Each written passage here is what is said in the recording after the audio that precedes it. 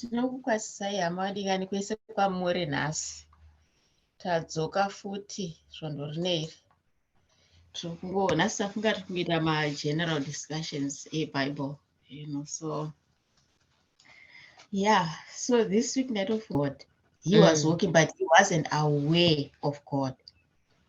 Saka shoko rinoaffecta nesu futi kuti we have to walk that way before God and be blameless, like what the word is saying. Yeah. And I was also thinking why the church is called the bride of Christ. I always say most the church is you, the church is me. So when one is a bride, when you become a bride, you stop living for yourself. It's no longer me and myself. Zvatowo zvevamwe iwewe nemudzimai wako nevana vako, because decisions aunoita achaafecta mhuri yako. Decisions ese aunoita anoafecta vana vako, anoafecta mhuri yako, because hausisiri wega. Zvakafanana kuti kana wakurarama muna Mwari, hauchazviraramira iwewe. Paunoziva kuti zvese zvandinobata ndiri kuita pamberi paMwari. Kana uchinyadzisa Mwari, Mwari watoita sokusaidwa achitonyara kuti mwana uyu kuti shoko anoverenga zvakati, inga ndakati wani shoko rangu, inga zvakati. Saka that's how it is, kuti tikutorarama pamberi paMwari. We do life for God. It's like, this life is zvakaita kunge stage yaunoacta vanhu vese vakatarisa, maaudience vanenge vakatarisa zvauri kuacta. So ndozvazvakaita pamberi paMwari. Titori pastage pamberi paMwari kuti tiri kuita upenyu. But tiri kuita upenyu mutsvene here, mukururama here, tiri kumutsvaga here Mwari. Kana kuti uri kungorarama sekuti iwewo mupfungwa makoka unongozvona sekuti ndiwe wega. Mwari hauvaone, havapo papicture yako. But ngatiziva vadikani kuti tiri kurarama muna Mwari, tiri kuita upenyu muna Mwari. Zvese zvatinobata zvakanaka kana zvakaipa tinotori muna Mwari. Ndosaka zvichinzi kuna Hebrews 4 I think should be verse 13 kutaura hanzi zvinhu zvese zvakayanikwa pamberi paMwari. Zvakayanikwa nekuti tiri mavari. Hapana kana chakavanzika pamberi pavo. Saka ngatifambei vadikani nguva dzese, every day, just with the awareness kuti ndiri kufamba pamberi paMwari. Sezvaita kuna Abraham, walk thee before me. Saka iwewo zita rako kana uri John, Mwari kuti walk thee before me John, or walk thee before me Beulah. Ndo zvatinofanira kunge tichiwanikwa tichiita pamberi paMwari, because hatisi kure naMwari. Mavari tinorarama, tinofamba, tine upenyu mavari.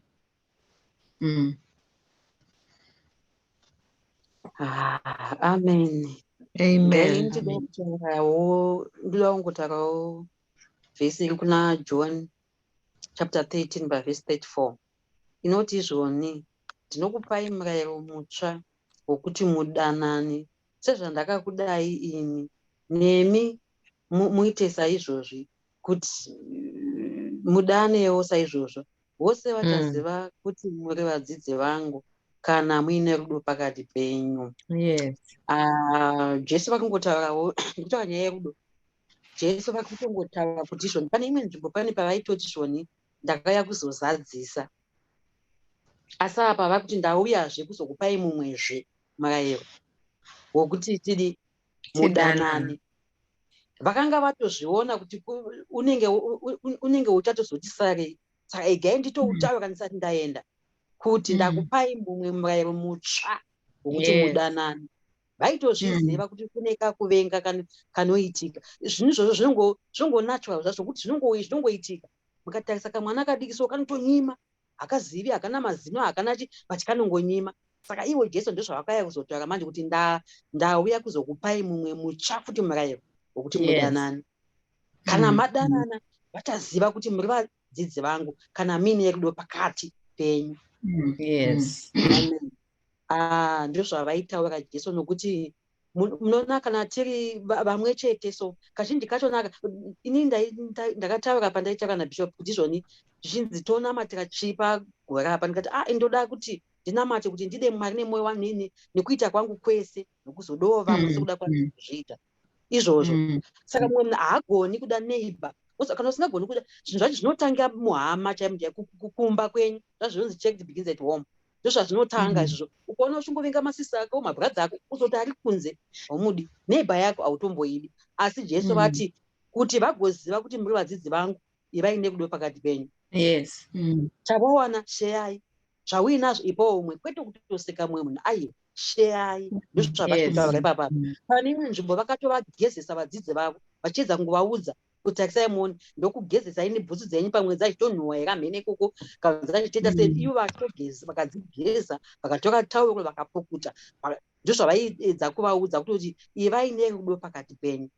Tikatarisa chechi yana Peter, kana times yakona munhu ndotaurisa, kana chechi yana Peter vakanga vakuita zvechechi Jesu vaenda, ndiye akanga ari leader wacho, vaimedurirana vachigorirana, anazvo neasina zvazvangofanana.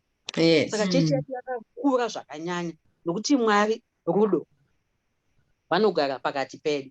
Tikazotaura shoko raMwari kuna 1 Corinthians chapter 13, rinototi hanzi rudo haruna zishura, shona, haruna manyawi, haruzvikudzi, haruzvitsvagiri zvahwo, runongoita zverudo. Pamwe pacho futi pa14 kuti kana usina rudo ukangofanana nechibhera so chinongoti anoise.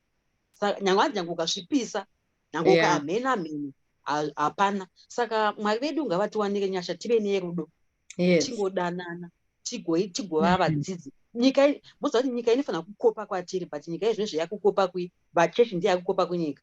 Chechi nyika ngaikope kwatiri isusu kuti vakomana kunamata ndokudaini.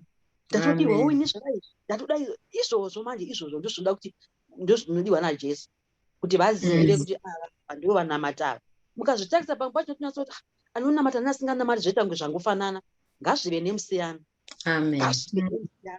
Zvioneke kuti vanamati. Pane pandaitaura kuti haufaniri kuzviparidza kuti ndonamata kaini, ndinotsanya kaini, ndinokuya makopo kaini, ndinozodai kaini, ndakadai ndakatopedza fasting yangu nezuro. Ngavazvione vega kuti no, tsitsa vanonamata. Nokuti rudo rwavainarwo vakomana kana tichitaura. Kune kumwe kutaura kwokuti ndogadzizvitaura izvozvo kuti kune kumwe kutaura kwokuda kutsondera mumwe munhu zvinenge zvine umwari mukati, izvo kutikuwadza mumwe munhu. Ega akumba kuti mai vaya izvo ngatitaure zvine rudo. Zvinoningira vamwe nyasha. Ndizvozvo zvatinoda kuti nyika izive kuti kunamata kwakanaka. Ndandavata nenzara but zvazodai, ndandisina hembe chokupfeka but zvazvo. Ukaona uchingozvitsvagira, sisi vangu vakataura zvikanzi ukaona uchita mwedzi nemwedzi uchingodya pei yako wega pasina mumwe munhu something wrong. Ngatishere.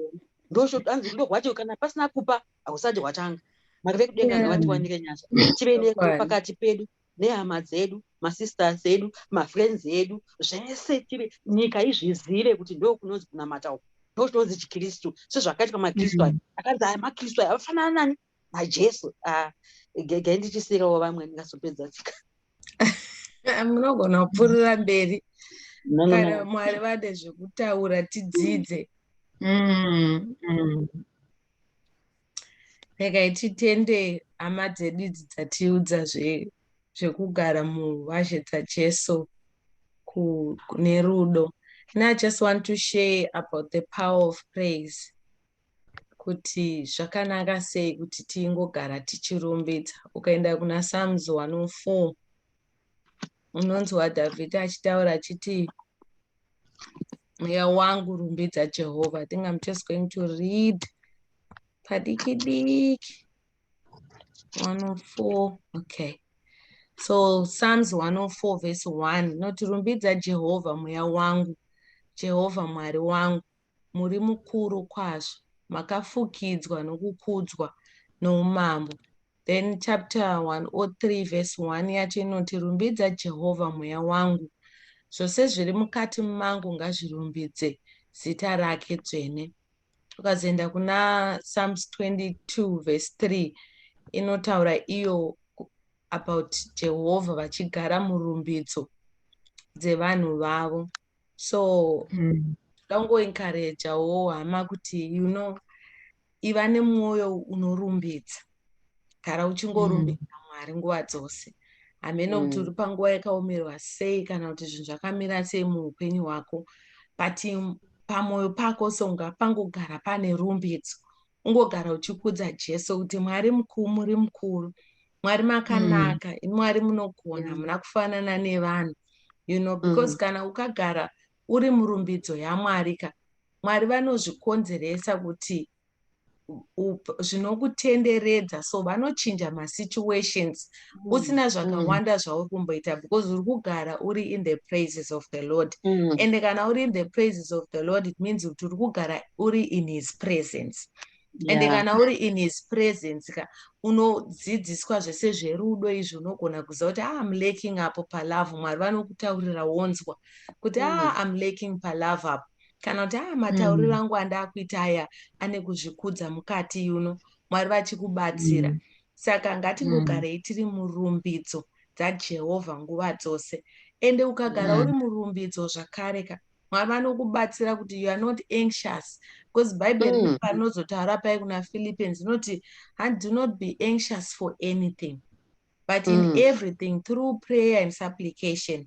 But it's because uri kugara uri murumbidzo dzaMwari, hautenderi zviya zvinonamatira zvinokukonzeresa kuti situation iyi haina kumbomira mushe, wotanga kufunga kuti zvino zvichazoenda kupiko, zvino nhai Mwari ini ndindega ndakazodai zvazodii. But unogara uri murumbidzo, so you are constantly speaking with the Lord, you are constantly bringing issues ako kuna Mwari, hausi kuaendesa kuvanhu, hausi kuzvinetsa mumwoyo mako, but uri kuaudza Jesu, muridzi wezvose. So ngatingova ine mwoyo unogara uchirumbidza, mangwanani ngorumbidza Mwari, mangwanani ngoipa dzimbo dzekurumbidza, mwoyo wako ngaungonzwa kunamata kuti Mwari makanaka. Kana ukagara uchingotaura Mwari makanaka, Mwari vanokonzeresa Mweya Mutsvene agara akakutenderedza, even as you are working, kana uri kutsvaira mumba, kana kuti uri kuita mugadheni, kana uri kushanda musitoro, kana kuti papi, vanhu vanoshaira kuti uyu mufaro wemunhu wakambodiko, unopedzisira wakutapukira kunyange nevanhu vakakukomberedza. Saka ngatingova ine mwoyo unogara uchirumbidza all the time, Mwari vachitiitira zvakanaka. Saka toda kuti ngotenda nemukana watantinawo iwowo nezvatakurukura vadikani, tingotenda kuti Mwari vanotibatsira kuti tive nerudo, tigare murumbidzo dzavo, uye tinzwisise where we are lacking, Mwari vachitigonesa through the Holy Spirit. So toda kuti tingonamata tichitenda Mwari nemukana watitendera zvakare, titingokurukura nezvaJesu, tinyengetera. Makanaka Jesu, tinokutendai muridzi woupenyu, unogara nekusingaperi, hakuna wakafanana nemi. Mazviita Mweya Mutsvene, matitendera kuti titaure zvokunaka kwaJesu, kuti tikurukure nezvaJesu. Tinokutendai Mwari nerudo rwenyu, kuti munotigonesa kuti tiunganire zvehurukuro dzaJesu, kuti matendera even vanhu vakateerera, Mwari vachateerera this video, Mwari, kuti they are giving you, Mwari, mukana in their lives, in their busy lives, oh God, kuti Mwari makanaka, mune nzvimbo muupenyu hwangu.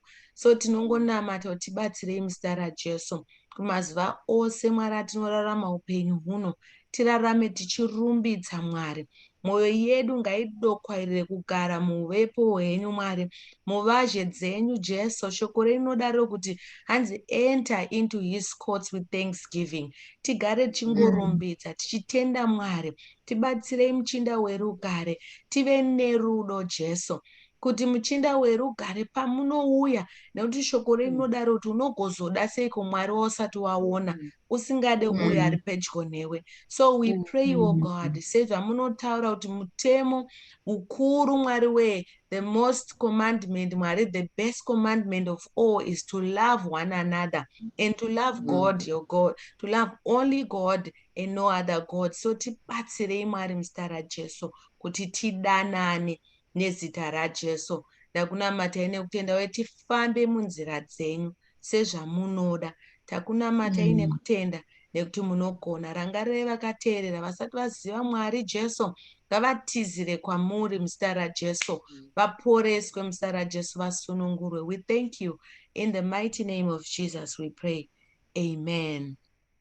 Amen. Amen. Regai tikutendei vadikani nenguva ino yamatendera kuti tinge tiri mudzimba dzenyu chikurukura nenguva yamazvipa uyu nokuti mungonzwawo kutaura kwezvaJesu. Mwari ngavakuitirei zvakanaka as you go along with your life.